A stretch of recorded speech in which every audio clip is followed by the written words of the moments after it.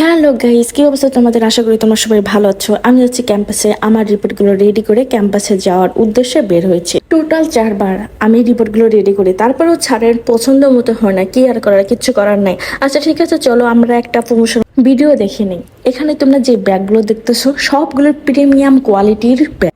প্রত্যেকটাই ব্যাগ একটার থেকে একটা খুবই সুন্দর, অনেক জোস জোস কালেকশন রয়েছে তোমার লাক্সারিতে।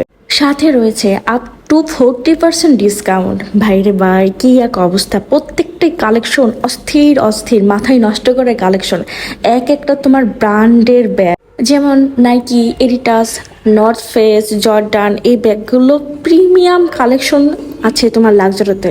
যারা যারা নিতে চাও জলদি জলদি অর্ডার করে ফেলতে পারো। 40% কিন্তু ডিসকাউন্ট চলতেছে। প্রত্যেকটাই কালেকশন অনেক সুন্দর সুন্দর। তোমরা যারা নিতে চাও লাক্সারি নক করতে পারো। আচ্ছা, একটা কথা তো তোমাদেরকে বলতে আমি ভুলে গেছি, লাক্সারি কিন্তু শোরুম আছে তোমার বসুন্ধরাতে, level 5 block C, shop number 44। আমি চিন্তা করতে করতে যাচ্ছিলাম আদৌ কি আমার রিপোর্টটা রেডি হবে কি হবে না, মানে স্যার কনফার্ম করবে কি করবে না। এই নিয়ে কয়েকবার তো স্যার দেখছে কনফার্ম করে নাই, স্যারের পছন্দ হয় নাই, এর জন্য বারবার করে রেডি করাচ্ছে।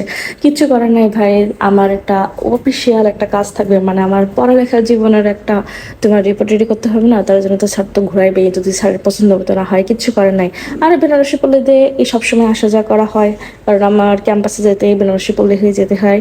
আর আজকে মেবি সানডে ছিল, এই জন্য তোমার পুরোটা অফ করা আছে। আসলে রবিবারের দিন তোমার 10 নম্বর 11 নম্বর এইসব সাইডটা বন্ধ থাকে, এই জন্য আর কি আজকে লোকজন কম আছে, দোকানপাট সব বন্ধ। আর আমি এখানে দাঁড়িয়ে তাদের একটু পোজ দিতেছিলাম আমাকে কেমন লাগতেছে দেখতে। তোমরা সবাই একটু কমেন্ট করে জানো আমাকে কেমন লাগতেছে। কি আর করবে বলো, আজকে যে রিপোর্টটা আমি রেডি করছি সেটা স্যারের পছন্দ হয় নাই, কিছু না কিছু আমার মিস্টেক ছিল, এই জন্য স্যার বলছে আবার করতে। কিচ্ছু করার নাই ভাই, রেডি তো করতেই হবে স্যারের পছন্দ মতো অনুযায়ী। আচ্ছা ঠিক আছে, তারপর আমি এখন কি করব সেটা চিন্তা আর ভেবে পাচ্ছিলাম না কিভাবে কি করব। আচ্ছা, এত চিন্তা না করে আমি বাসায় যাই, বাসায় যাওয়ার পরে যেই ভুলগুলো আছে সেই ভুলগুলো আমি পুরো রেডি করে ফেলি। আর এখানে তোমার ফুলের মধ্যে ছিল পোকা, পোকা তো না পিঁপড়া ছিল, এই জন্য আমি ফু দিয়ে দিয়ে দিয়ে সরাচ্ছিলাম।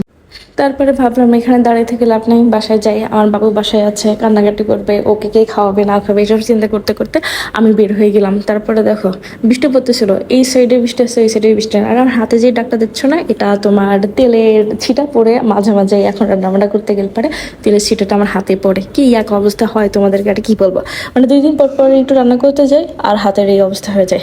আচ্ছা সেটা কোনো ব্যাপার না, কি আর করার, কিচ্ছু বলার নেই। এই সাইডে তোমার এক সাইডে বৃষ্টি হচ্ছিল আর এক সাইডে কোন দেখো কি ঠাটা পড়া রোদ, কোনো বৃষ্টি বলতে কোনো কিচ্ছু। দেখতে দেখতে আমার ভার্সিটি লাইফটা শেষ। এই ক্যাম্পাসে আসা যাওয়া করা হচ্ছে এখন তোমার রিপোর্ট রেডি করার জন্য। রিপোর্টটা রেডি হয়ে যাবে, তারপরে একদিন ভাইবার ডেট দিবে, ভাইবা শেষ, তারপরে রেজাল্ট দিয়ে দেবে। ভার্সিটি লাইফটা আসলেই দেখতে দেখতে পার হয়ে গেল।